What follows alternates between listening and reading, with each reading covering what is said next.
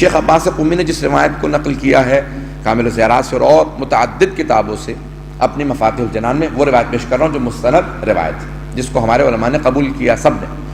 وہ کہتے ہیں کہ شیخ عباس قمی کہتے ہیں جو بھی یوم عرفہ 9 ذی الحجہ کو سید الشہداء کی میدان کربلا میں زیارت کرے اسے 1000 حج، 1000 عمرے اور 1000 جہاد رسول خدا کے ساتھ کرنے کا ثواب ملے گا۔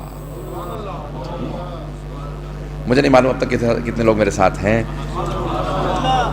اللہ نے گرامی غور کیجئے گا اس پہ کہ امام معصوم نے، میں نے کہا نا کہ ہمارے علماء نے اس کو سب نے قبول کیا کہ 1000 حج، 1000 عمرہ اور 1000 جہاد رسول خدا کے ساتھ کرنے کا ثواب ملے گا جو یوم عرفہ پہ سید الشہداء کی زیارت کرے۔ اب تصور کر سکتے ہیں کتنا ثواب درج کیا گیا۔ اب یہ اتنا ثواب جو ہمارے علماء نے لکھا ہے، اتنا جو نقل کیا گیا ہے، اس سے پہلے کہ میں تشریح کروں ان جملوں کی جو امام نے پیش کیے ہیں، کس انداز سے سلام کیا، یہ اتنا ثواب ذکر کیا گیا، اتنا ہی ثواب کیوں دیا گیا؟ آئیں ذرا میں 2 جواب پیش کرنا چاہتا ہوں۔ اگر پہلا جواب آپ کے دل کو لگے گا تو انشاءاللہ تعالیٰ آپ لوگ اس میں بولیں گے اور مجھے یقین ہو جائے گا، پھر میں دوسرا جواب پیش نہیں کروں گا اور میں پھر اگلے مطلب پہ چلا جاؤں گا۔ لیکن اگر محسوس ہوا کہ دوسرے جواب کی ضرورت ہے پھر میں دوسرا جواب پیش کروں گا۔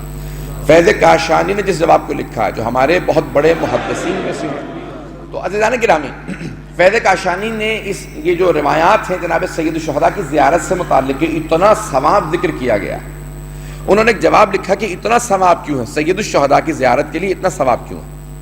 تو وہ کہتے ہیں کہ اس روایت پہ ذرا غور کرو اور اس کے بعد پھر مفہوم سمجھ میں آئے گا اتنا ثواب کیوں ہے۔ کہ امام حسن مجتبی طواف خانہ کعبہ بجا لا رہے تھے،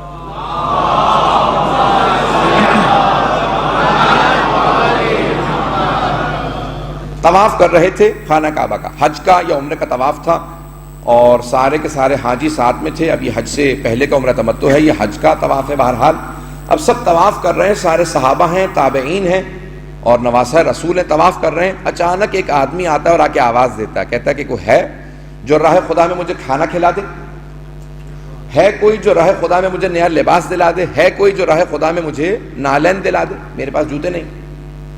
تو اب لوگوں نے کہا کہ رک جا، ابھی ہم لوگ طواف مکمل کر لیں، اس کے بعد پھر تیری مدد کریں گے۔ لیکن امام حسن مجتبی نے وہیں سے طواف کو چھوڑا، کہا آپ میرے ساتھ ہیں، میں تجھے کھانا کھلاؤں۔ امام فوراً لے کے چلے، کہا آپ میرے ساتھ چل، میں کھانا کھلاؤں، تجھے نئے کپڑے لے کے دوں، نالین لے کے دوں۔ امام نے اسے کھانا کھلایا، نئے کپڑے لے کے دیے اور اس کو نالین لے کے دیے۔ جیسے واپس آئے تو اب وہ سارے صحابہ، تابعین کا مجمع، تبع تابعین، وہ سب کے سب امام پہ حملہ آور ہوئے اور کہا کہ آپ نواسہ رسول ہو کے طواف کو چھوڑ کے چلے گئے، آیا طواف کا ثواب زیادہ ہے یا اس کے کھانا کھلانے کا ثواب زیادہ تھا؟ آپ نے طواف توڑ دیا، آپ نے طواف چھوڑ دیا، خانہ خدا کا طواف تھا، آپ طواف بجا لا رہے تھے، آپ طواف چھوڑ کے چلے گئے اس فقیر کو، اس جاہل کو، اس گنوار کو کھانا کھلانے کے لیے جس کے پاس نہ لباس تھا نہ جوتے تھے، بھوکا آدمی تھا۔ اس آدمی کو بھوکے کو بعد میں کھانا کھلایا جا سکتا تھا۔ امام نے کہا سنو، اس سے پہلے کہ کچھ اور کہو، کیا تم نے میرے جد رسول خدا کو کہتے نہیں سنا کہ جس نے کسی مسکین کو کھانا کھلایا اسے ایک حج کا ثواب ملے گا، جس نے کسی بے لباس کو لباس پہنایا اسے ایک حج کا ثواب ملے گا، جس نے کسی ننگے پیر پھرنے والے کو جوتے پہنائے اسے ایک حج کا ثواب ملے گا۔ امام نے فرمایا کہ حج کے 13 ارکان ہیں، ایک رکن طواف ہے، 13 میں سے ایک رکن طواف ہے۔ کہ میں ایک رکن کو چھوڑ کے گیا، طواف کو چھوڑ کے گیا اور یہ 13 رکن بجا لاؤ تو ایک حج کا ثواب ملتا ہے۔ میں ابھی 3 حج کا ثواب لے کے آیا ہوں۔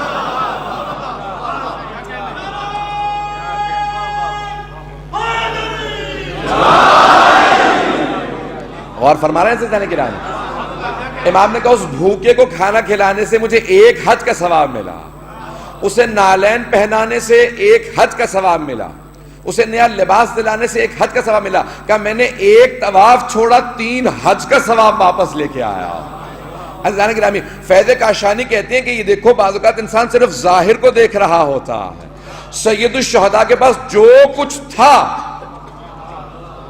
اگر پہنچا پا رہا ہوں، سید الشہداء کے پاس جو کچھ تھا کہ پروردگارہ میں نے تجھ پہ قربان کر دیا، کیونکہ میں نے دیکھا یہ دنیا فانی ہے، تو کیوں نہ میں فنا فی اللہ ہو جاؤں، کیوں نہ میں اللہ میں فنا ہو جاؤں۔ اب جب تک خدائی رہے گی تب تک حسینیت رہے گی۔